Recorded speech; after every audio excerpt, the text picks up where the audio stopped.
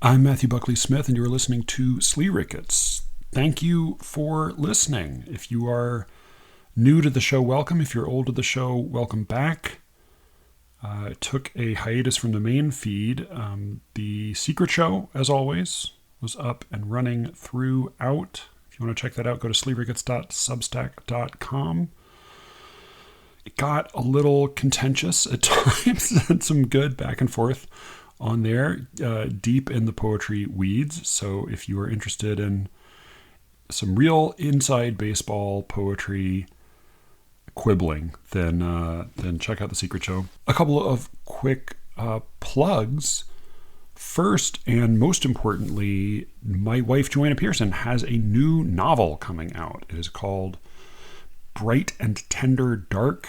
It's got a really pretty cover and some fancy blurbs and jacket copy. You can see the cover and you can see some of the blurbs at a link that I will include in the show notes. You can also pre-order the book there. So please do follow the link for Joanna's new book and give it a pre-order. It's called Bright and Tender Dark, and it is a sex murder campus mystery novel. It's a weird but very, very entertaining story, and I think you will like it. She is as often demonstrated on this podcast, much more likable than I am, and her fiction is no less so. Briefly, I wrote a poem for co-host Cameron Clark. Kind of a weird thing to say. Just one dude writing a poem about another dude. But I wrote a poem for him, and it ended up on Rattle Magazine's, on Rattle's daily poem thing. So I'll include a link there if you want to take a look at that. I think it's a pretty good poem about a pretty good guy. Finally, SLEERICKETS, the three of us, Cameron and Alice and I, all invaded Versecraft, Elijah's much more buttoned down podcast. And we tricked him into including some curse words in his show. And we responded to a sort of embarrassing prompt of his to write poems to our artist friends. So all four of us did that, and then we yelled at each other about all of the problems with those poems. But it was a fun and I think pretty entertaining conversation. And most importantly, Alice's poem was really terrific. So I'll include links to those. It's a 2-part episode of Versecraft. SLEERICKETS sacking Versecraft like the Goths sacking Rome. Though unlike Rome, I think Versecraft will recover. If, as I said, you are new to the show, welcome. It is ostensibly a poetry podcast. The initial pitch, by which I guess I just mean the pitch to myself and to some early listeners, was that this was a podcast about poetry and other intractable problems. We end up covering a pretty decent range of things on here, but today's episode is one of the intractable problems ones. So I spoke shortly before we went on hiatus with Alice and Brian, and the topic theoretically was a couple of essays about boredom, one by Adam Phillips and one by Joseph Brodsky, both worthwhile. We talked about those, but we also got pretty deeply into romantic love and parenting and depression and good faith, being in good faith with oneself, and whether it's possible to give advice. This was like listening to this a month later was a little startling, because I partly, I don't know who I agree with in this conversation, in which I am one of the three participants. Brian does a very good job of playing the host. I do an okay job of playing Thomas Ligotti, apparently. And Alice listens and listens and then quietly breaks everyone's heart. It is a 2-part 2-part episode. So I strongly recommend, even if you don't subscribe to The Secret Show, go there and put in your email address, and I'll give you a week's access for free, because the second half of this episode is gonna be on The Secret Show in the next few days. I think this is a really good one. Like I don't know what I think of my own opinions here, but I think this turned out to be a pretty worthwhile conversation. Some real yelling. Brian and I really yelled at each other, and we certainly talked over poor Alice a fair amount, but I hope you will enjoy this as much as I ambivalently and sometimes mortifyingly enjoyed listening back to it after the fact.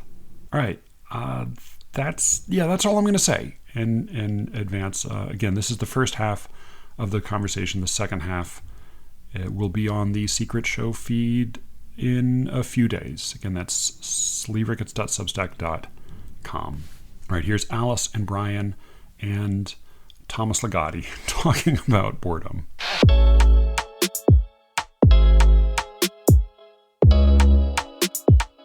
Good morning, Alice. How are you today? Hi. Yeah, I'm okay. How are you?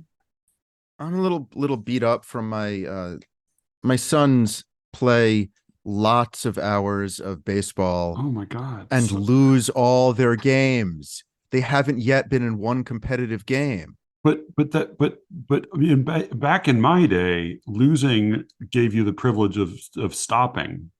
But it seems like losing, they just play more games after that. Yeah, you got to go back to the tournament and play in the first round. So now our team, which is the worst team, will play against the best team and the first game, because the best team will then play a series of additional games after they beat our team. But that means we have to wake up at 5:30 to get there at 7:15 to practice until 8:30 to then lose by the mercy rule by 10. It's not good. I don't know why the teams that my kids are on are so bad at baseball, but the whole thing's a big downer. Wait, the mercy rule version of the game lasts for an hour and a half? Yeah, because normally these are like 3-hour games. But again, if you, it sounds like a long time, but the actual sitting there and watching my kids play baseball is the nice part. The waking up at, but like watching your kids play baseball is 5% watching your kids play baseball. Exactly. That's true. Because like baseball is the hurry up and wait sport. Yeah, but so is football. Like I think a lot of these sports that are considered sports are just, you do things for, again, 3 or 4% of the time in which you should be doing things. Alice, what sports did you play growing up? I played soccer. That's a good soccer and basketball. You actually do stuff the whole time, at least theoretically. Yeah. A lot of running back and forth. That's good. Did you do headers? Did you head the ball?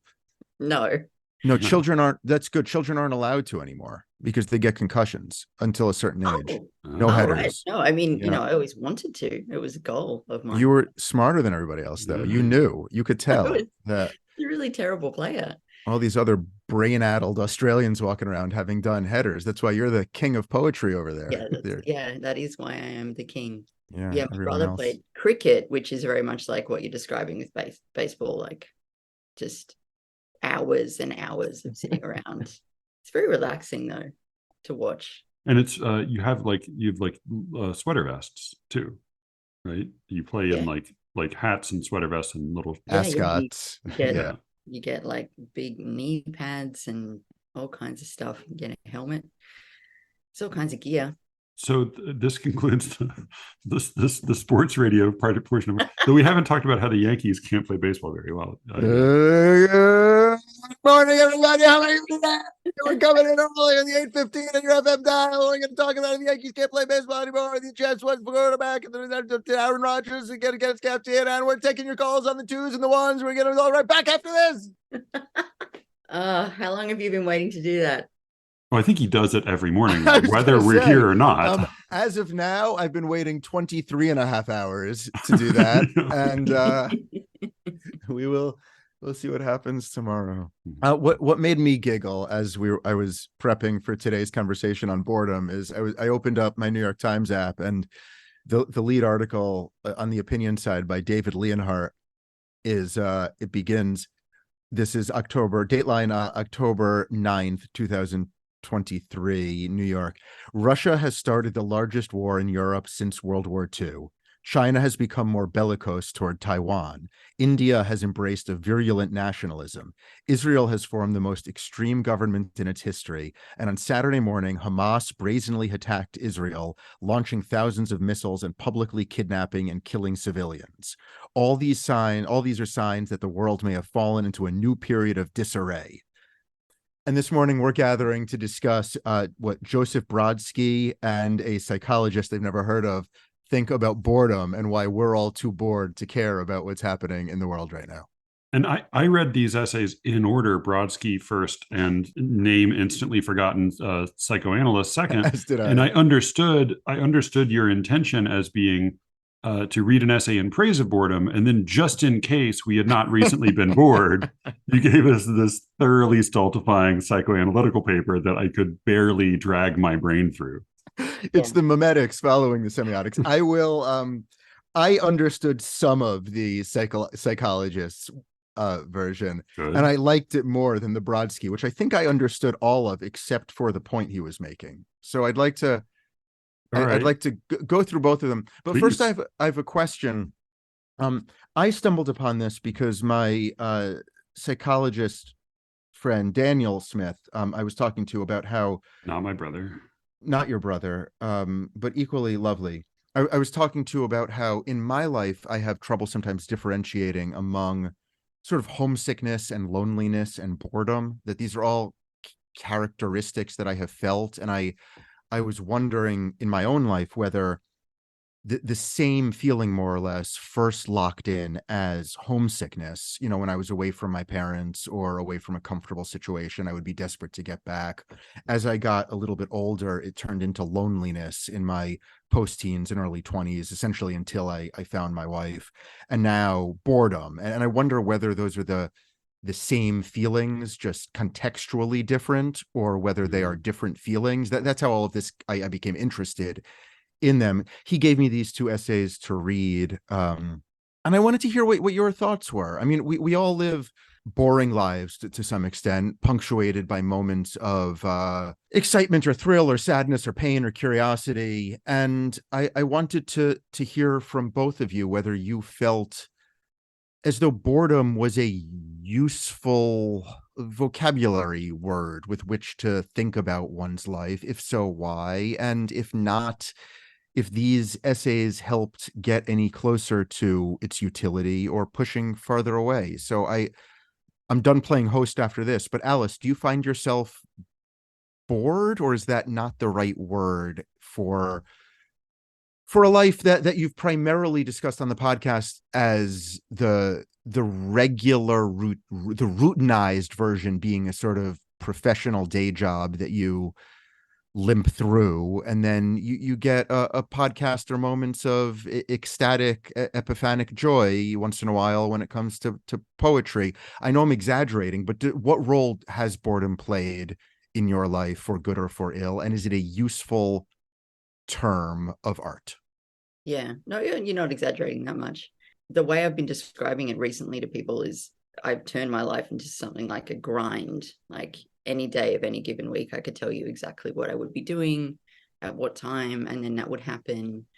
And I have realized since being over here that I got so locked in to that routine as a kind of like safety. Like I thought that if I changed something, if I messed it up, then I would lose like whatever tenuous grip on sanity that I had. But I shook everything up very dramatically and came over here for 5 weeks, and I now can kind of see that like so much of that was voluntary. Yeah, I wasn't bored. I was very lonely. I am, it's probably like my primary thing that I feel most of the time. And but I think what you're talking about with the loneliness, boredom, homesickness, it's all three different kinds of dissatisfaction with whatever situation you're in. I think my challenge now is to like go back to that life in 48 hours and try to figure out which are the bits that I've turned into a grind just for the sake of, just because I feel more comfortable there for whatever stupid reason. I think the function of boredom is like, it's a signal, right? Like, it's like, okay, so what do you want to change about this? I do think that the blank space is important though, too. Like, I think if you don't have that blank space, then you never come up with any new ideas. And that's why I say grind more than boredom, because like, and like I barely wrote anything over the last year.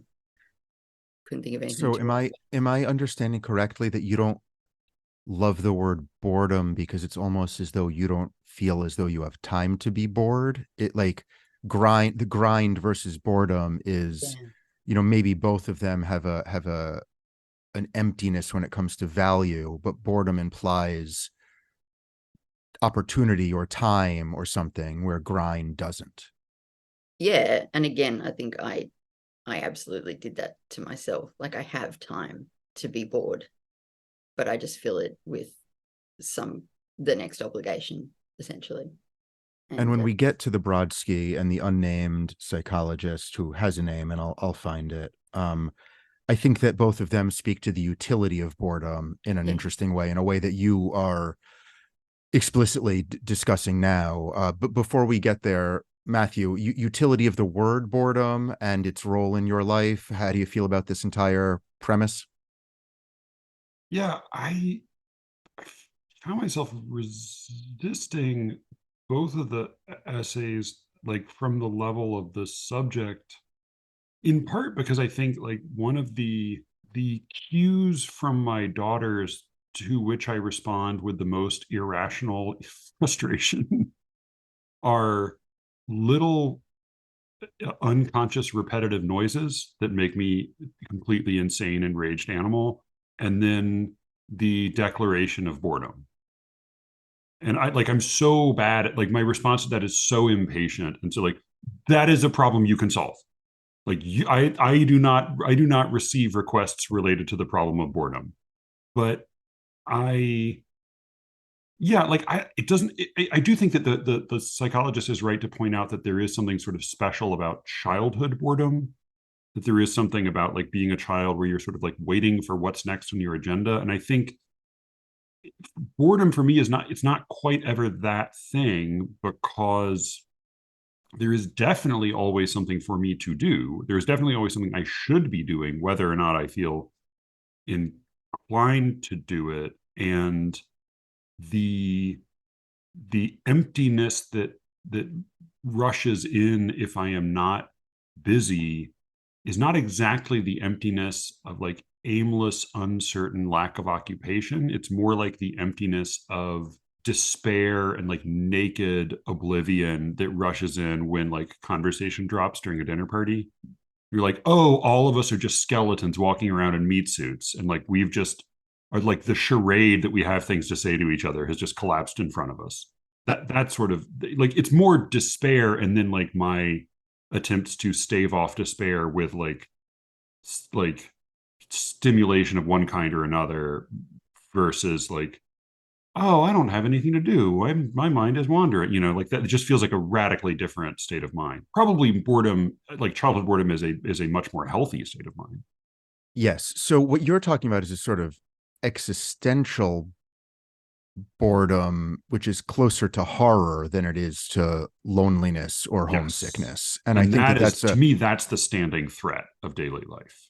Fascinating so far, and I think useful. So the psychologist who we've been disparaging is a man named Adam Phillips, who the New Yorker describes as Britain's foremost psychoanalytic writer. He's a regular contributor to the London Review of Books and been the general editor of Penguin Modern Classics, translations of Freud.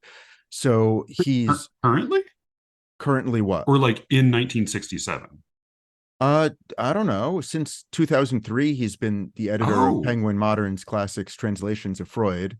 Oh, the way he's talking about like Melanie Klein, like I assumed this was written like 70 years ago. No, I did too. There's a dryness to it. There's almost an intentional boredom, which is and a obliviousness of any insight into psychology or psychiatry other than the writings of Sigmund Freud. Right. No, he's clearly into Freud. Also, a quotation I have by by John Banville, whom I think is the most boring writer currently writing in England. John Banville. What about his thrilling alter ego, John Black? What is it? Yeah, something Black. I forget. I read one of it to torture myself. And it's the most boring thriller I've ever read in the English language.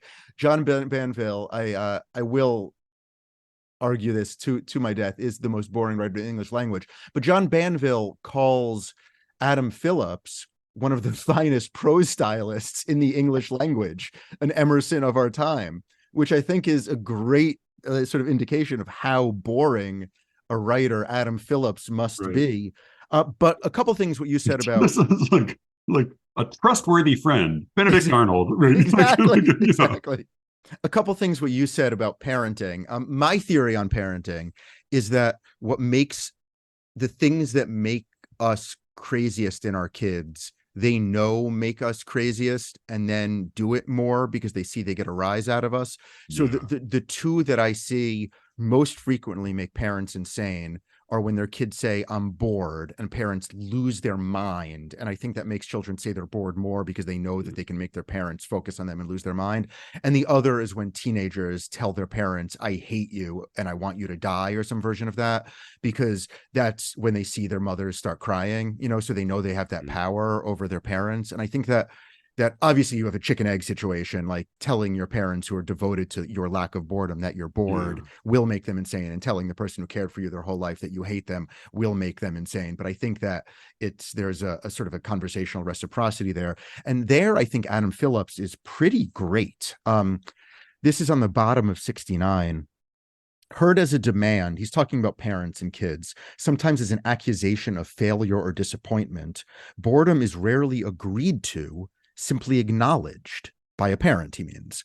How often, in fact, the child's boredom is met by that most perplexing form of disapproval, the adult's wish to distract the child, as though the adults have decided that a child's life must be, or at least must seem to be, endlessly interesting. Is one of the most oppressive demands of adults that a child should be interested, rather than take time to find what interests him or her. Whereas this is Adam Phillips writing, boredom is integral to the process of taking one's time. That's funny. I almost willfully read that backwards when I read it. Like I read that as meaning almost the opposite of what he's actually meaning. I read the as though adults have decided that the child's life must be or be seen to be endlessly interesting. I read that as his saying like the adult like sarcastically saying like, oh, did you think your life was supposed to be endlessly, like, because my frustration with my kids is like I am taking care of you, I am getting food ready for you, you can entertain yourself, you go figure it out. But yeah, like he's saying, I mean, this is why I also like it made me think like, what era are we in? But say, yeah, sorry, go ahead. No. So I was just going to say that I think you are appropriately dismissive of your kids' boredom.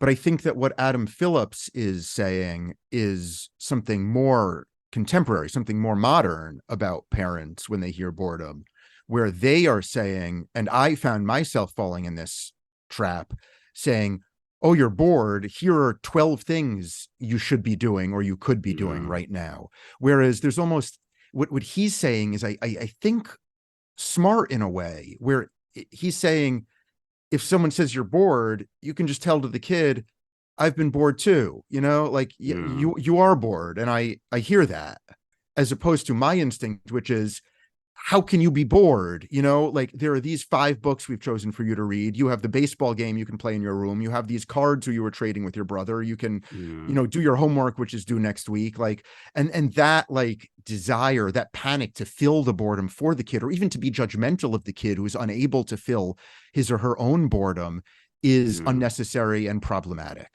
And I don't want to mistakenly give the impression that I'm a good parent on this question, because to me, like the question is not so much like, but Ellie, what is the nature of boredom? It's more like, would you rather listen to screaming or let your child hold a tablet? Like those sort of like, that's the split in my daily life, 9 times out of 10.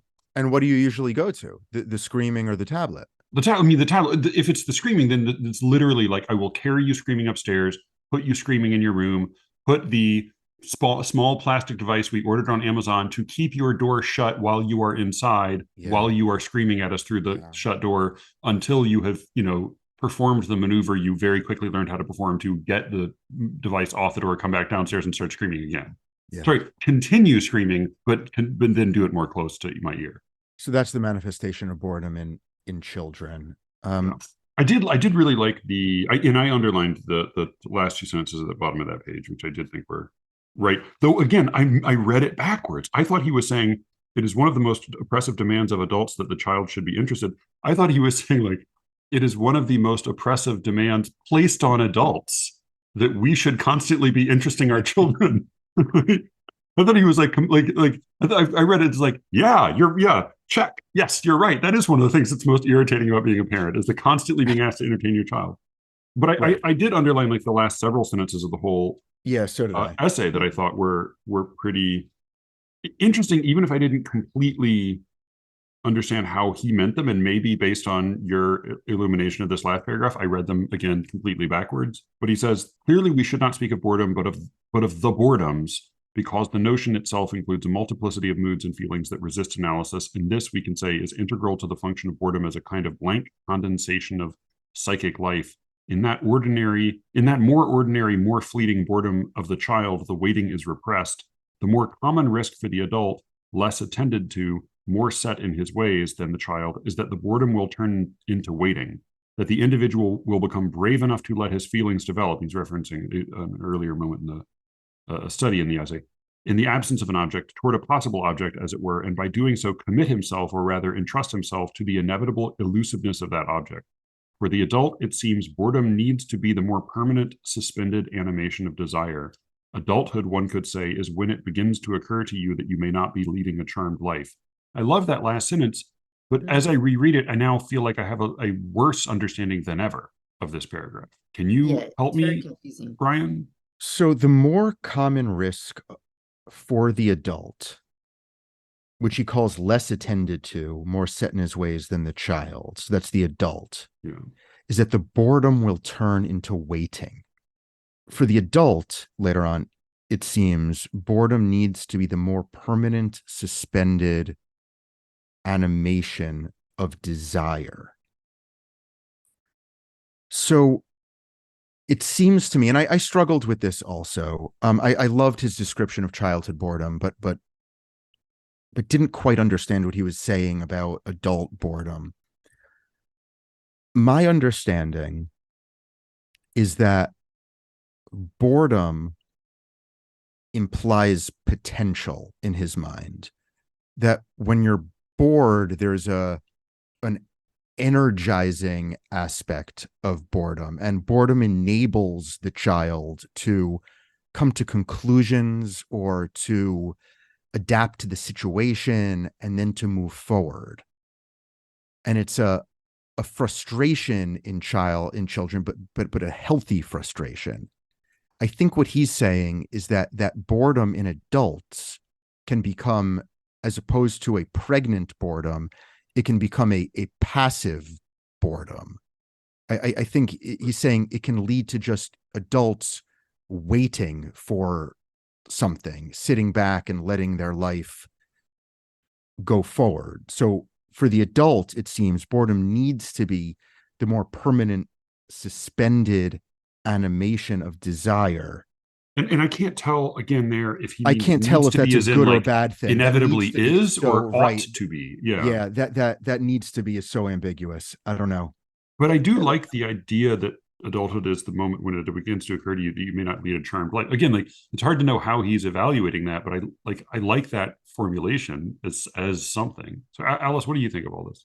Yeah, it's really difficult to figure out, but I also highlighted that last sentence. Adulthood, one could say, is when it begins to occur to you that you may not be leading a charmed life. And yeah, boredom could be a signal of that. Loneliness, homesickness. I also pulled out of here a sentence from earlier. What does one want to do with one's time? And I guess like when you're an adult, you maybe that question feels like selfish or like too fancy. Like, who am I to make that decision. I've got all these obligations. I've got all these like things that I need to do. Yeah. Why should I be asking what I want to do with my time? Because I need to do all these other things. But yeah, I think what he's saying is you still need to pay attention to it when you're an adult. It just, maybe it isn't quite as benign as when you're a kid. He also defines it as the wish for a desire, which I think is a really excellent formulation. Yeah. And that does seem very child specific. I don't know. The wish for a desire seems child specific. I think maybe, that when maybe I don't know, maybe it depends on how you're defining desire. Maybe I'm reading it too crassly. It's like the wish for an urge or something, but like, yeah, I mean, what is the wish for desire in adulthood?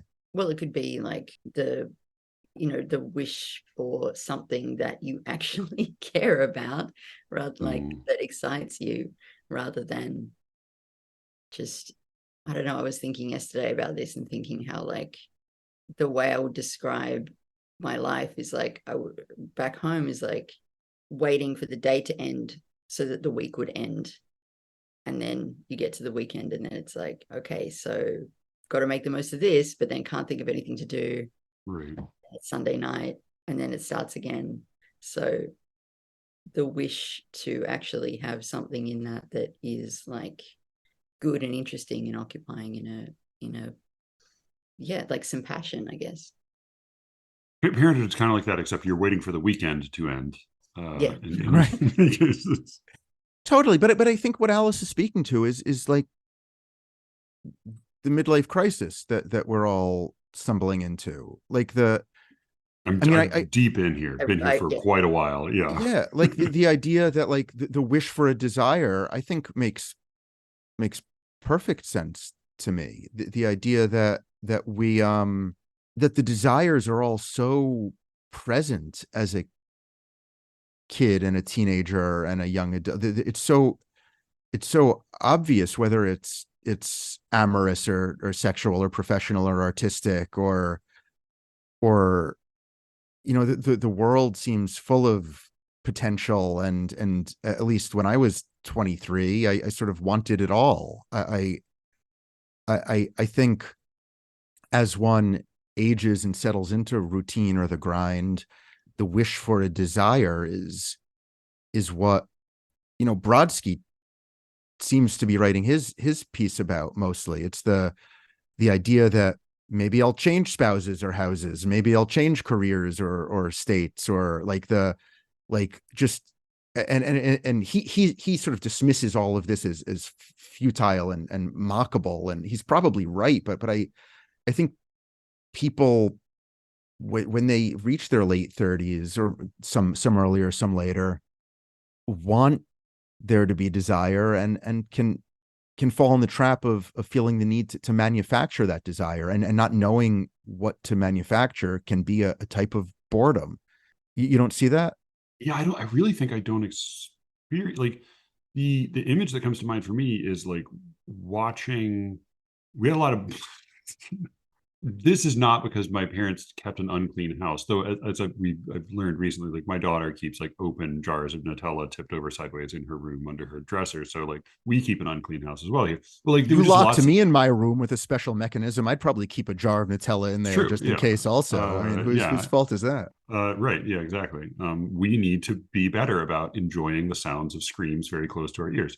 Exactly. There were just lots of bugs growing up, like lots and lots of bugs in the house. And so just like many like visual memories of like bugs in various states of being alive or dead or trying to be dead or my trying to kill them. And I just have this image that like of bugs either like that I've like knocked into the toilet or like in some like bug trap or something, or just like having been partially stamped. And it's not just the spasms of like trying to thrash their way out, but an intermittent spasm. So sort of like a oh fuck, oh fuck, oh fuck, oh fuck, oh fuck, oh fuck, oh fuck. And to me, like that's the experience of midlife is like an occasionally sort of like soothing resignation that's then interrupted by like, wait, is there something I should have been doing all this time? And then that has no effect. And then resignation takes over again. And then like, oh no, I'm supposed to be doing something. So yeah, it doesn't feel to me like a need for a desire. It feels like an occasional like thrashing about for like agency that has never been present, but that occasionally feels like it ought to have been present. So let's visit the Brodsky and see whether. No. I'm not dismissing you. No, please, please. I'm trying to provide more context for the generalities. I mean, I don't know. You want to talk more about the bugs, spasming, and almost No. dying? Please, I don't, Brodsky. because Yeah. I also wonder whether the life that the three of us and most of your listeners have chosen to lead is different insofar as we hold out this thing of writing and art as some sort of inherent value proposition that we can always return to. Like I wonder whether one of the gifts we've given ourselves within a life of excruciating pain and failure is the ability to create something that feels like it matters at any moment, in a way that in most people's life, a child is the only thing that they're able to create that they feel or society feels really matters. Or money. Money, right? Exactly. But I money. You can keep on wanting more and more. I see people who make money dissatisfied with their money. But yes, children and money. I think that's right, because I see people with children who are dissatisfied with their children. Is that very quick? Where I was going to say people with I was going to say like Elon Musk, where you can never have enough money, nor can you ever have enough children. right? But no, it was just a very quick question, very easy yes no answer. Do you take a sense of personal meaning or fulfillment from the existence of your children? Definitely. Wow. That's fascinating because like I love my children a lot and I think they're wonderful, but in no way do I feel like my life is justified by their existence, or like that there's or like in no way do I feel like their existence is like a check mark in the plus column of my life. That is almost their entire value to me. My children's life, you mean? Not yet. The fact that you have two little girls, one of whom screams until she gets to eat a jar of Nutella, and the other is reading Proust or something, just like conversation. Mallory's almost done with Mallory Towers, actually. Right? Yeah. Their existence is enough for me. No, I mean, I've said this before, I think, to both of you, but the day-to-day of interacting with my kids, I find barely tolerable. Their fact, their existence feels like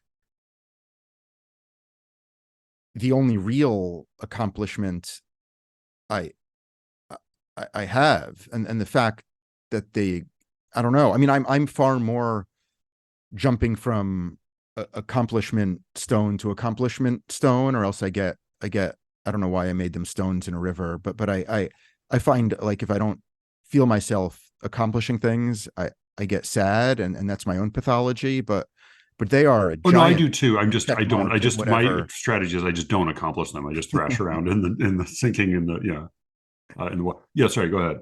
No, I was the fact that my kids exist is one of the few inarguable utilities of my life. Alice, I don't want to put you on the spot. I know that you've been thinking about these issues in general some, but does that, I mean, either talk about me and Matthew if you want, or yourself, but like, does the fact that Matthew and I seemed so different on that question of the value of our kids in our lives surprise you, and or what thoughts do you have about children as check marks in the the ledger of life accomplishments? Yeah, I'm feeling a little dizzy thinking about this. Yeah, it doesn't surprise me because I listen very, very closely to anything any parent says about how they feel about their children as information. But oh God, I mean, it's hard to even know what to say here. Like, don't have kids. I have accepted over the last couple of years that I never wanted kids, but I always thought that I should want them.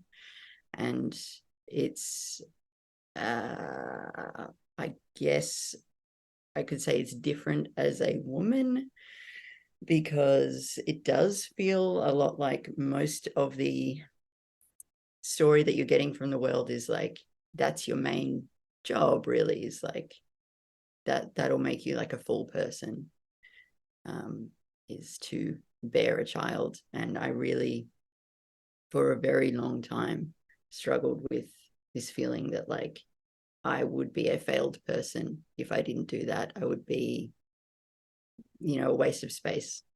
Like, what's my function if I don't do that?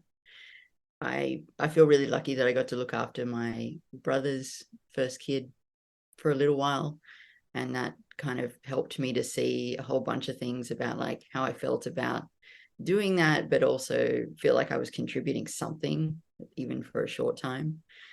And yeah, now I just kind of think about it in terms of like, okay, well, I'm not going to parent anyone, but maybe I could attempt to make a few people's lives slightly better in some small way. And I fail at that like 100 times a day, but Well, yeah. based on our informal survey, there's at least a 50% chance that having kids and taking care of them would give you no sense that your life has value or meaning.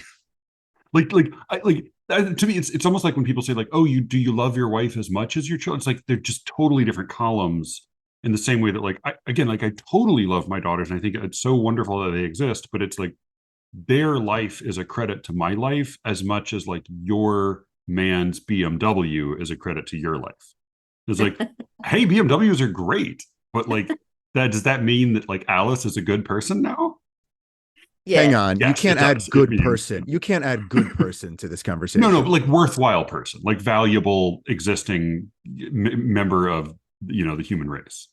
But then, what would ever be a check mark in that column of good, worthwhile, I don't know. lasting Haven't gotten there value of yet. human That's in why, in the human race? that's why I was talking about the bugs. Yeah, no, you're right. Like, what would ever be a good check mark of that? I've been thinking about that a lot, like just being here and being around so many people, so many different people, and just kind of like feeling like this tiny particle, this tiny like speck, in this sea of humanity. And it's just kind of like, oh God, I'm so unimportant. And that's so great. Right. I think that the it's so great part is the place that Brodsky wants us to land, and that I'm incapable of landing. The idea that the whole question of like, do things provide meaning or purpose, is faulty from the beginning, because if you have that question, you need an answer, and the answer needs to be God. But because obviously there's no such thing as God, it needs to be like kids or art, right? Or like love, if you don't want to talk about kids. And I think that I was going to say like love fetishists, but I think that that's too dismissive. I think we've become like love true believers or something as a group, because there's nothing else to replace God or meaning with. I mean, Matthew, I want to push you a little bit harder on this, because Sure. I think that a lot of your listeners are in a not all, but a lot of them are in a comparable camp, to us, Who? where Yeah. I'll explain, to us, where there's nothing of inherent value. So, but there is a desire to create value. So then the question is, what is valuable? I think many, but not all, will say their children. Most will say human connection of some kind, maybe benefiting the lives of others. And I think not of Americans, but of SLEERICKET listeners, most would say the creation or feeling of creation of art or language of some kind. And where I want to push you, Matthew, just one step further is Mm. in one moment you are dismissing the entire concept of a of the plausible existence of a checklist where, you know, you could have like kids and like check, feeling like I'm valuable. But on the other side, you clearly do think the creation of poetry can be valuable, not necessarily that your poetry is or that specific poets' poetry are, but you think that that's at least potentially valuable, or else what are we doing here? Well, yeah, I don't think that the idea of a checklist is meaningless. Like, I certainly feel and understand that. I guess I just feel like if you are a man, it's so easy to become a father. Not easy to like be a good father, but it's so easy to become a father. And I don't feel like I'm especially good at performing the work of being a father. That's absolutely crazy. Of course, you feel No, like you're good at performing the work of being a father. And no. I anybody, think I'm good enough. I think like my kids will be fine, basically, but I don't think I'm. I think I have like plenty of resources in order to make sure that they are not going to have fucked up lives, and I don't hit them, and like they like you know I don't think I deserve a lot of special credit for anything I do I as a think you're father. lying. I think right now you're lying to your audience. I think that About what? I think that you're profoundly proud of your uh, role and service as a father. No, I think the I'm not fact that lying about that at all. I'm very I proud of think my that you, children. I'm not proud of myself as a father. I think I it's don't totally believe you. I different. think you would have cut all of that Ricketts, the most adorable moments of Ricketts, which is when your daughter wants to spend time with you and leans on your shoulders, and all your Uh, audience falls in love with you again. Like I think that you would excise that from the podcast if you didn't have some degree, some modicum of pride I have of the pride in job you're them. doing, No, I have of the pride in job you're them. doing. No, I'm It's not not like doing if it you were like some, if it's not like if you were some you know, peeping Tom through your window looking at your kids, you would say, oh, look how great they are, they're of value. You think that you're of added value to your daughters, and you're so obviously right in believing that. I don't know what the point of arguing this no, no, is. no. I mean, I think like I definitely like there's definitely some self-service in my including some sections where my daughter interacts with me, you know, on the mic. But to me, that is like taking a photo on your dating profile of you with your cool car. Like it's cheap heat. It's like an easy way to look good, but I don't think it's Bullshit. especially evidence of. Absolute bullshit. You're telling me you are not proud of the job you've done. I'm not saying you're a perfect father. I'm not saying that you're not deeply damaged like the rest of us are, but you're not proud of the seriousness and love and care with which you parent your daughters. I don't think I do that great a job. That's not what I asked. You are willing to No, say that really, you are not proud of the job you are doing as a father of your two daughters. no. I'm proud of my daughters. But no, Okay. I don't know. I mean, I think it's again, my goal is to keep them alive. And I think I could definitely do a much better job if I really decided to do that. Yeah, I think I do a good enough job. All right. Before I, in fury, transition to the Brodsky, Alice, you're willing to just let him get away with that?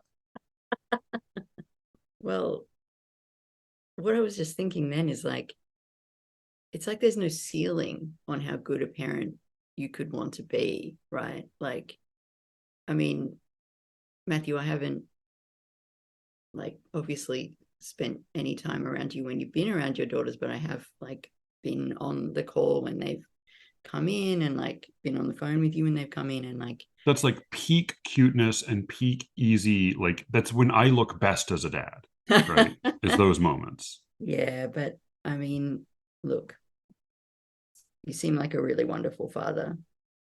Um, I don't know. I don't know if you need to be proud of that. I think that just like that can just stand on its own as a fact. But like the thing that I always think about when I think about parenting in the 2020s is that like is my own parents and how just hands off and like go outside and chase yourselves was my mother's favorite phrase. My dad was mostly listening to Mozart and smoking a cigar. Like But now it's just like, the thing is, I could totally be an 80s mom. No worries. I could do that. No problem. I get to drink wine and smoke a cigarette and tell my kids to piss off. Absolutely. I could do that. I couldn't be a mom now. No fucking way. But also, like, just for, and you don't have to get into this any more than you want, but like, go outside and chase yourselves, which I think is actually wonderful. Like, I think it's a great expression, and I think it's actually, that's great parenting. Yeah. But the way you have taught, like, that is a thing you've said about your parents that seems to me like totally normal and actually pretty wholesome. You have not said bad things about your parents, but you have talked about some of the other qualities of your childhood that were truly shocking and alien to me. Yeah. Yeah. No, So I mean, they were not in any way abusive, but it just like the coolness of some of the interaction is what does seem like actually remarkable. yeah. Yeah. I think I grew up in a fairly emotionally frozen house. I think there were like really excellent reasons for that all took place before I was conceived. But yeah, it's, I mean, yeah, I just come from such a different context. Like, I think culturally too, I think Australians are probably less likely to say I love you, or, the parenting style is quite different in a lot of ways. But yeah, it moves me to hear when you tell your daughters that you love them. It moves me because it's not a phrase that got used with me ever. So yeah, that's what that's what just boggles my mind. Yeah, and I do think there's a, we're talking like 30 years ago, 1980s Australia, the whole country was emotionally frozen, and it still kind of is. But yeah, like, my parents had, particularly my mum, like really, really tough early life. And so they just they did the grind. They did it really, really well. And they didn't, I don't know how much they thought about like whether they were good parents or not. I think they mostly just thought about how tired they were and how much they wanted the next cigarette.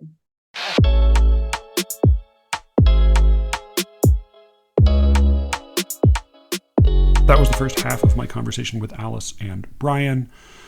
To hear the second half, go to SLEERICKETS.substack.com and put in your email address, and I will give you a week's access to the Secret Show feed for free, so you can check it out there.